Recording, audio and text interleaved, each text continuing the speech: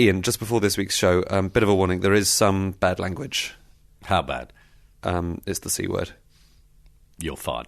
Page 94, the Private Eye Podcast. Hello, and welcome back to another episode of Page 94. My name is Andrew Hunter-Murray, and today we are going to talk about two linked areas of British public life, healthcare and social care, or to give them some kind of overarching category, care.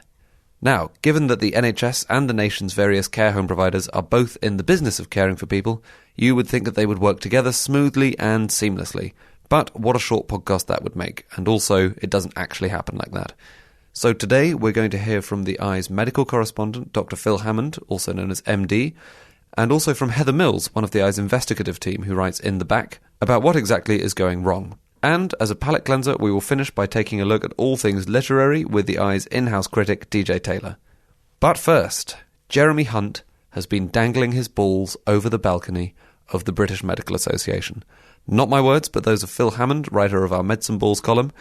The Health Secretary has been fighting junior doctors over the prospect of a 7-day working week, and that is how we started our conversation. Well, he has. Jeremy Hunt has indeed dangled his balls over the balcony of the BMA, and I think been surprised at how vigorously they've been squeezed by junior doctors. Not just the BMA, because not all junior doctors are members of the BMA, but the thing about doctors is that they're not actually very radical, whatever Jeremy Hunt says, but they do like evidence and they do like science. So when politicians start misquoting science or taking conclusions from very uncertain trials that can't be justified, they get really angry. And there's a lot of bad science Jeremy Hunt's done, and I think that's what's annoyed them more than anything. So what's one of the examples of that kind of Well, one of the examples is do more people die at weekends, and if they do, why? Yeah. Now, the research that's been done has been done between Friday and Monday. So it's 4 days, not just weekends. And yes, within that, you seem a bit safer during the day on a Saturday, but overall, maybe 11,000 more people die than would be expected. But what does that mean? It could mean that people in the weekends are a lot sicker because they can't get access to a GP. So it may not be anything to do with staffing levels. If it was to do with staffing levels, it might be due to the fact there aren't enough nurses, or we don't have enough X-ray or MRI scans at the weekend. So there are all sorts of complexities. And if Jeremy Hunt had drawn a hypothesis and said, I'm going to work on the hypothesis that it might be down to staffing levels of, say, junior doctors, and I'll do a pilot study and I'll try to prove it, everyone would have said fine. But he's drawn this sweeping conclusion that it must be down to levels of medical staffing. And if you talk to junior doctors, yeah, they'd like more junior doctors there, but actually usually they say we'd like more nurses, more backup support, more social care beds, more ability to discharge patients so we can make space for the patients who need to come in. So it's a lot more complex than the very simplistic argument that Jeremy Hunt has put forward. I think what's interesting is that of the $8 billion that I guess Simon Stevens asked for, he's chief executive of NHS England, and he came up with a single, the 5-year forward view that George Osborne and everyone has leapt on, saying, oh, yes, well, he's said we might be able to make £22 billion worth of efficiencies. Therefore, to make up the £30 billion gap that's predicted because people are living longer with more conditions, the Treasury only needs to provide $8 billion of that. Well, Simon Stevens' prediction depended a lot on actually people self-caring and getting physically fitter and not eating junk food and cutting down on their alcohol, which hasn't shown any signs of happening. And already we've sort of hit the buffers and have a $2 billion predicted deficit, perhaps more just in hospitals this year. So Simon Stevens came out and said, golly, you need to front-load this $8 billion you've promised. You've promised it at some stage for 2020. We need $4 billion now.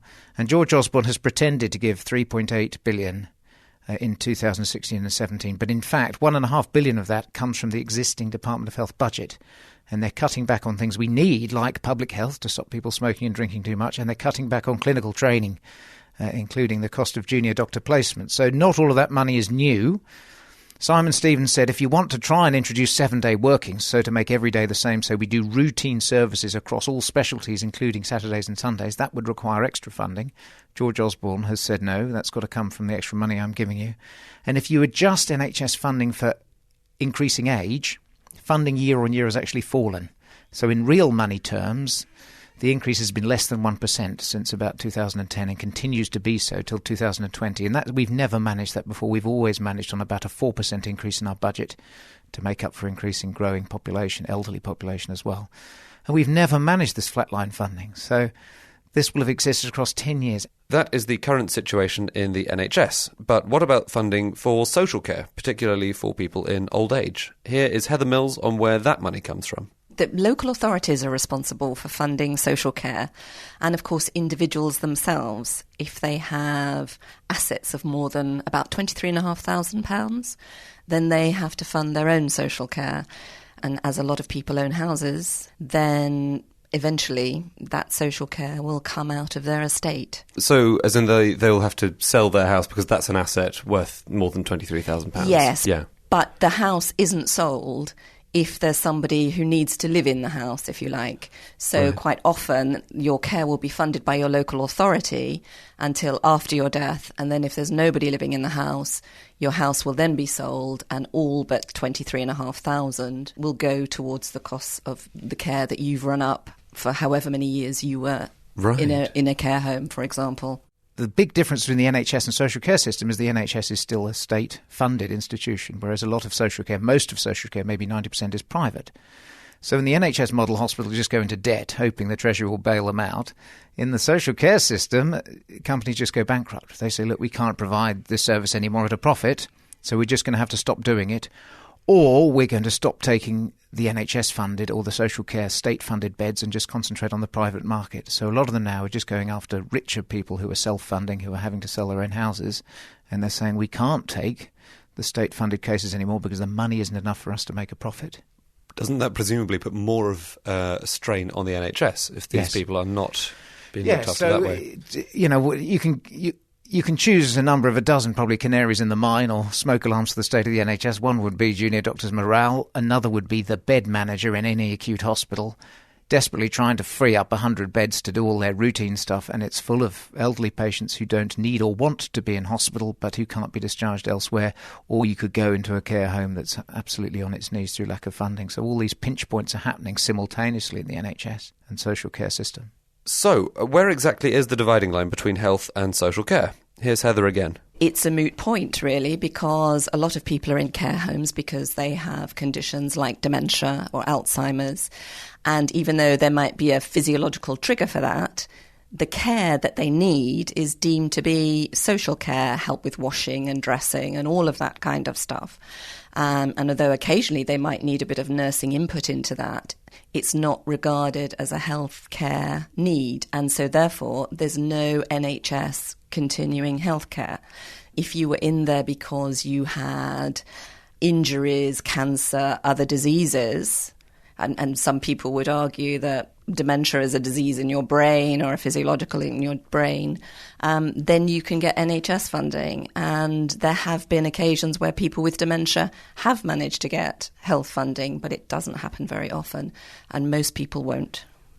It's quite interesting that it's a bit more of a porous barrier than a lot of people would think. Because social care covers that side of things. If you need a visitor in your home, for example, yes, if you're elderly. If you need help to get out of bed, if you need a shower, if you need someone to cook your food, all of those kind of things are regarded as social needs. So, for example, a lot of those sound like they're related to old age or to disability. Yep. That's all the social care budget, although some disability-related things may be health, I presume. Yes. Yeah. People will be subject to an assessment and it will be decided whether you qualify for health funding or social funding. It partly depends on your initial disease. So you could have cancer and need help with washing and bathing, and you might get that funded fairly easily because your initial diagnosis is cancer. You could have dementia and need washing and bathing and not get it because it's classified as social care needs. It's a complete lottery, to be honest, and all I can say is that it's getting increasingly harder to get any social care funding at all. So the bar is getting higher and higher. You have to be pretty critical now, whatever your condition, to get any social care funding at all. So if you get dementia, the funding will come from social care. If you get cancer, the funding might come from health care. NHS care, yeah. NHS care, exactly. Yeah. Whereas things like children's services will be social care, even though they have big health implications. Some of them can be, yeah. Some of them. Yeah, it's just an absolute nightmare. It's an absolute nightmare going through it, and it varies from area to area, so some areas classify it different to others. It's a real postcode lottery if ever there was one. That is the current state of play between health and social care. But there is a plan to deal with it, the extremely catchily named vertical integration. Here is Phil on exactly what that consists of. And the idea is that the more successful hospitals that still have a bit of money in their budget will invest in buying their own social care teams to discharge patients from hospital back to their homes because it's cheaper than keeping them in hospital. So once those people have gone home, the hospital's social care team then support takes them over. And then eventually hands over. But the idea is they provide that immediate support to get people home. And I don't know how long they're doing it for, but Birmingham is one example. And that's what we call vertical integration. And one of the models, Simon Stevens keeps on going on about his vanguards. Well, that's one of the new models of care where you integrate health and social care and you integrate health systems vertically. So these larger hospitals may also end up running general practices, so they have a close relationship with out-of-hours care to try and stop people coming in unnecessarily. It's not just Birmingham who are getting in on the Vertical Integration Act. Manchester have recently announced their own scheme, which they have called Devo Manc. Where there is talk of actually devolving the national NHS budget and the responsibility for NHS care to the authorities in Greater Manchester. And then they would work with the local authorities to provide health and social care in that area. It sounds to me like a huge, massive experiment in care. And the big danger, of course, is that this is just another huge NHS reform. And part of the criticisms of what's been going wrong with the NHS at the moment is that it's been through so many reforms over recent years, and millions have been spent and wasted, and that's taken away from care. So, how exactly did we get into this preposterous situation? I suppose the Conservatives suddenly let long-term care of the elderly fall off the NHS without much public debate. It used to be there. We used to have all these wards and district general hospitals and community hospitals. And there was a famous case called Leeds Man, which is a patient who had very complex medical and social care needs. And he was sort of the test case where they divided the two up. They said, look, we're prepared to pay for these because we're calling them clinical medical needs, but we're not prepared to pay for these basic care and nursing needs. And you still have that absurdity now, as if you have cancer, you'll get all your care paid for you, medical care on the NHS, but you have dementia, it's likely that a lot of your care will be classified as social care, and you'll either have to try to get state funding, which is increasingly difficult, or you'll have to pay for it yourself. So it's a nonsense. I mean, in essence, care is care, whether it's health care or social care or self-care, it should be all on the same continuum. But because of the different ways it's funded, that's probably the biggest barrier to integration there is. What are the consequences if healthcare comes from central government, which is ring-fenced, and social care comes from local government, which is not ring-fenced? Here's Heather. I mean, what's happened with social care, and the reason it is in crisis now, is that local authorities who are responsible for it, of course, are cash-strapped, and they have been for the last 5 years or so. Their budgets for social care have been shrinking and shrinking and shrinking, while, as we all know, the elderly population is getting bigger and bigger. We're all living longer. You know, I think there's over 500,000 people now who are now aged over 90. And of course, they draw more, inevitably, on healthcare and social care. But the budgets for their care are shrinking dramatically and have done consistently for the last 5 years. So George Osborne recently announced that with predictions of something like a 5 billion shortfall in costs to provide social care, he came up with this idea that councils, if they wanted to, could add 2% on their council tax charges, and that would be ring-fenced for social care. Now, healthcare funding has been ring-fenced, but social care hasn't. So hence, those budgets have shrunk quite dramatically. I think the figure was that its budget's been cut by, as you say, about £5 billion for social care. For social care, over a period of time. There's a 5 billion shortfall, basically, to provide the social care that's needed now.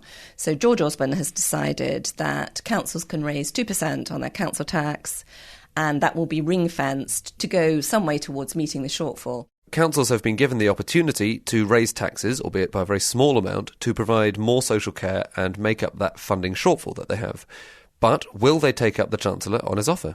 They're going to have to. I was up in Liverpool chairing the NICE conference, the National Institute of Health and Care Excellence Conference, and the head of the council came up and said, I will completely have run out of my budget for adult social care in 2 years. If things are statutory services, you've got to provide them.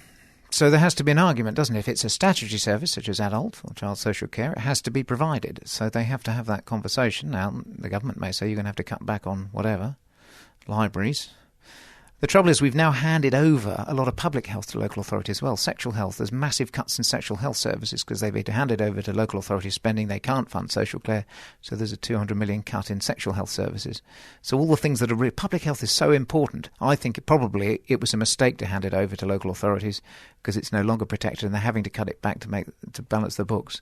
So I think they'll absolutely slash other services, particularly public health services, and that in the long term will be fairly disastrous for healthcare. And that's not the only problem with the Chancellor's 2% levy. even if everybody did the 2%, and there will be lots of local authorities that probably won't, it would raise $2 billion and you've still got a major shortfall. Is it the case that if you're a poorer local authority, then a 2% rise will make less difference? If you've got more people paying lower rates of council tax, for example? Absolutely. Yes, it's totally iniquitous, because in a big inner city area where people don't have big houses, they have more people on lower band council tax, your 2% isn't going to bring you very much money. If you have a massive mansion in Westminster, it's clearly going to bring you a lot more money. However, your needs are probably not as much. A, because your residents can afford to pay for their own care largely, and B, because you're bringing in a lot more money. In short, there don't seem to be many options for social care as it's been for the last several years. However, the idea of integrating health and social care back together may be the best chance we have at actually providing a decent standard of social care, which then would lift the burden from the NHS, and it would also crucially lift the burden from local governments. Here's Phil Hammond, aka MD, one last time. Well, there has to be collaboration in the sense that unless they work as if they were within one system. So if you suddenly find this out when you've suddenly got somebody sick and their care is split between health and social care and you're running around all over the place. So it's actually gluing it all together. Now, whether we can actually integrate it into one system or whether we just have lots of other systems who are collaborating with each other, I don't know. But this idea that within a certain patch you have a capitated budget for health and social care altogether, I think has to make sense. The interesting thing is the big idea for the NHS and social care is to have what are known as accountable care organisations. So once we merge health and social care, we merge hospitals and GP practices, we have this defined budget for an entire population. It's all merged into one accountable care organisation. And that's the new umbrella term. That's the new umbrella term. That's when these big companies in America who are used to running these organisations could pop over and say, oh, we'll take over control of that then. So there's a possibility there that there could be a massive transfer of power and money to a private company running an entire accountable care organisation. Clearly, that's something to be continued in another podcast. Thanks to Phil Hammond and Heather Mills. Next up, we are going a bit literary with the man who writes the What You Didn't Miss, a parody on the books pages of The Eye. He writes some of the reviews. He is an integral part of the London literary scene. He is, of course, DJ Taylor, also known as David Taylor. He does two things for The Eye. One is the What You Didn't Miss literary parody column, and the other is a goodly portion of Private Eye's book reviews. Here he is on the What You Didn't Miss column. I always maintain that you can make aesthetic points about writing in some ways better by way of parody than by just writing a straight review, because you simply, if you exaggerate deficiencies, then people notice them and laugh, and you've actually done two things. You pointed something out and you've made people laugh, which I think is important. The other thing too is that I always say in my defence, and I think people kind of recognise, is that you have to be pretty good or pretty distinctive in some way to actually merit a parody. You know, we don't parody the average common or garden novel, because what's the point? We take some supposedly distinguished writer and parody them, or a book about a distinguished person and parody that, or the poet. I mean, I've just done the Poet Laureate for the issue that's coming out now. I mean, she's Carol Ann Duffy. It's a sign of her celebrity that she's being parodied in The Eye. We don't do anyone. Yeah. You have to be a fairly titanic figure to merit a parody in The Eye, or your book has to have some particular foible or quirk that makes it newsworthy, or that it rates this kind of treatment. Because there's a long and reputable tradition of literary parody that goes all the way back to Thackeray and beyond. So I'd like to think that in however sort of humble a way I'm contributing to this. I think it was someone who once said to Auberon Waugh, maybe, that after being parodied by him, he couldn't write for a day. You know, he sort of that doesn't sound good. He had every time he sat down to write, he noticed all the foibles that had been pointed out by Auberon Waugh. You see, but again, that's entirely inevitable, because the thing that successful writers do is the older they get, the more like themselves they write, and you can't help it. And in fact, you probably know this story, but I think it was in the 1960s or the 1970s, the New Statesman, one of their weekend competitions, had a competition for a parody of a Graham Greene novel, and Greene entered himself and was very cross to only come second. And in fact, but it's an entirely reputable. I mean, again, similarly, there's a letter that Philip Larkin wrote, I think to Kingsley Amis or one of his friends in the early 1960s, where he said that Anthony Thwaite, a younger poet, much younger, slightly younger than Larkin, that Thwaite actually writes the best kind of Larkin poems these days. And he meant it as a compliment. And Thwaite accepted it as such, I think. It wasn't that he was being plagiarised. He was writing in a certain tradition, and he did it in some ways better than the person who had initiated it. On the reviews, then, so going from the what you didn't miss to the reviews, how many good reviews has Private Eye ever printed of books? Total. Is it single figures? Good reviews. Now, let me see. I think it wasn't me wrote a good review of Paul O'Grady's memoirs once. And there was a bit of a kerfuffle. And people wrote in and said, come on. And I think I wrote, not that long ago, a reasonably good review of the William Boyd. Yes. And I think that came about because I'm quite a William Boyd fan. I always think that there's a certain amount of snobbishness about people like William Boyd, who are very, very decent, proficient writers, but they never quite they're never quite up there with Amos and McEwan and the other people in that generation. And we thought, here's a good chance to actually just review a book on its merits and say, this isn't there are things wrong with it, but it's not to be sneered at, and why isn't he taken quite as seriously as he might? But that's very rare, and there were complaints. There were letters of complaint about that. I don't buy the Eye to see reasonably enthusiastic reviews of, but just once in a while. It seems a good thing to do. I think Literary Review was actually begun just before Ian became editor. I think so. It was begun in early 86, and I think it was done simply to annoy Oberon Waugh, who was then editor of the Literary Review, by using the logo, of the Literary Review. It was simply done to annoy him. And the original reviews were signed. A.N. Wilson used to sign them. And then this stopped because I think he thought it wasn't doing him any good signing these reviews. So they became anonymous. I started doing them the end of 1986. I remember the first review I ever did was of the first volume of Martin Stannard's double header on Evelyn Waugh, so at the end of 1986. And there were one or two other people as well who sort of helped out. And I always thought, although nothing was said, I always assumed that the brief, if there was a brief, was that Literary Review existed to sort of undermine the terrific old pals act that is London Literary Society.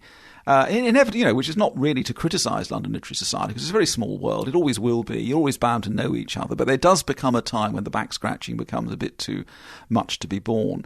And also simply to chip away at the very common tendency to overpraise things, which has become much worse in the last... I've been doing this 29 years now. It's become much worse in those 3 decades because there is so little space now for literary journalism, and because so much of what used to be called criticism is migrating to the web, where it's not really criticism anymore. So much of what now appears in newspapers, simply because of the absence of space, not because of any collusion or people caballing together. So much of what appears in newspapers masquerading as a book review is actually simply endorsement. Right. I find this, and this tendency exists not simply in literary criticism, in music criticism as well. If you pick up one of the music papers, one of the adult music papers like Mojo or Uncut, you quite often see letters in the front from readers who say, look, you give virtually everything 4 stars. It can't really be that good. In 10 years' time, who will ever have heard of the Screaming Abdabs or whoever the band is? Shouldn't you be more honest with your readers and actually grade, to be perfectly objective? The reader will say, most of the albums that you review every month are worth 2 or 3 stars. And I find that about books in some ways, and especially when you've got sort of, they're a kind of, for example, just to give you an example, and again, this is a writer I admire, who I think would, I've always admired her honesty about her books, which is someone like Zadie Smith, you see, who when she appeared as a 25-year-old multicultural novelist was acclaimed as a complete genius for a novel that was quite promising, and has gone on being acclaimed as a complete genius by people who ought to know better, when she herself admits quite modestly that her early stuff wasn't perhaps terribly good, but she thinks she's getting better and she hopes she'll get better still, and she seems to have a much more objective idea about her books than a lot of her more frenzied fans on both sides. So I think it's important that when someone like Zadie Smith or Julian Barnes or Ian McEwan or anyone like that, the Guardian faithful, whenever they produce a book, I think they should really have a remorseless lens trained on them, because they are so likely to be given more kudos than they're worth. And this is not to say that I dislike any of these writers. I just think that it is a tendency for them to be perhaps heaped with more salams than they probably ought to be. So the eye reviews are basically a hefty corrective on the other side of the scales. A hefty corrective, yeah. Or sometimes you'll read a dozen reviews of a book and they'll all have missed something. They'll have, or you assume, from the Olympian crag on which I sit, pronouncing these chapters, you suddenly think, but hang on, the point about this book is this, and nobody seems to have spotted it. Or you might pick a book that you think is representative of a particular angle on life, or a particular sort of coin of vantage, or a particular lifestyle. I mean, I remember 3 or 4 years ago, Miriam Gross, former literary editor of the Sunday Telegraph, wrote a memoir of her early life, which was quite a fascinating book, and not at all, not a book to criticise or adversely criticise, but it had a great deal to say about, literary life in bygone ages. And so this seemed a worthwhile book to do in the Eye, because you could make some points about how the world you were involved in used to work 30, 40 years ago, and here was a conduit. So it wasn't a case of sort of dissing the book, it was a case of using it to examine the world that lay behind it, which again I think is an important function of criticism, if this is what it is. I mean, I have to say that I write for all kinds of, I write reviews for all kinds of magazines, and the two periodicals that I like writing for the most are the Eye and the Times Literary Supplement. The alpha and the omega, if you like, because they, again... Well, I don't want to ask who's the alpha and who's the omega. No. But in each case, you're allowed to say exactly what you like and nobody mucks you about. In January, I've got a big sort of, not an academic book, but a big critical book out about, I suppose, what you call literary culture in the 20th century. What's it called? It's called The Prose Factory. It's out in January. Very good. Just to get the plug in. Of very course. Important, vital. The Prose Factory, Literary Life in England since 1980. And there are, in fact, several references to the Eye, because there is a chapter about Arts Council funding of literature in the 1970s and 80s, when, of course, Bron War was having a fantastic time assaulting the Arts Councils, the money that they used to put into arts magazines at the time. The classic Eye target, that was. So there's quite a bit about that. Yeah. He seems like maybe one of the old school, slightly more savage reviewers that you were referring to. Yeah, you see, I grew up reading his book reviews. I mean, his signed book reviews, obviously, more. And in fact, I am myself the luckless victim of his asperity. I mean, he once... About a quarter of a century ago, I published a book of literary criticism called A Vain Conceit, which was a kind of attack on all those old, all the Amoses and the Murdochs and the Drabbles in the 80s. And for some reason, I don't know why, War was absolutely furious about it. He absolutely hated it. And he hated me, and he thought I represented every, uncivilized tendency in literature that ever there was. And so what he did, he reviewed it at length, savagely, in The Independent, because he had a weekly review column there. I think he actually called me Noodle Brain or something like that, or some, full of these awful insults. And then he wrote a whole column about it in The Spectator. But, you see, this was his genius. He thought, I really want to give it to this kid. I don't want to give him any publicity. So the piece, the whole column just began, a newly fashionable young literary critic has said.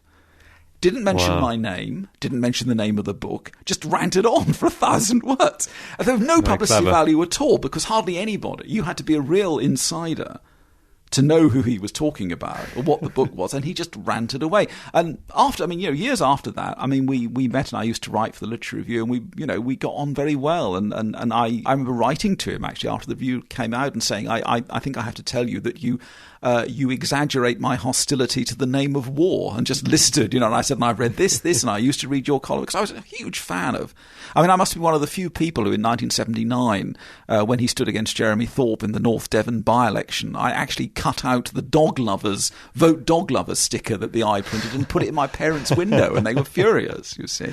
So I was a real fan, and as a polemical journalist, he was just nonpareil when I was a kid. And so I sort of reminded of this the other day, because I was reading, I don't know how up you are with contemporary popular music, but you've heard of a band called Sleaford Mods? Yes, just about. Yeah, well, they're very loud and shouty and sweary, and and they do songs like sort of, it's basically just this bloke ranting above beats, and And they were, and somebody interviewed them and said, "Are you aware that Paul Weller, the mod father, Paul Weller, when asked what he thought of Sleaford Mod, says, 'Oh, they're cunts.'"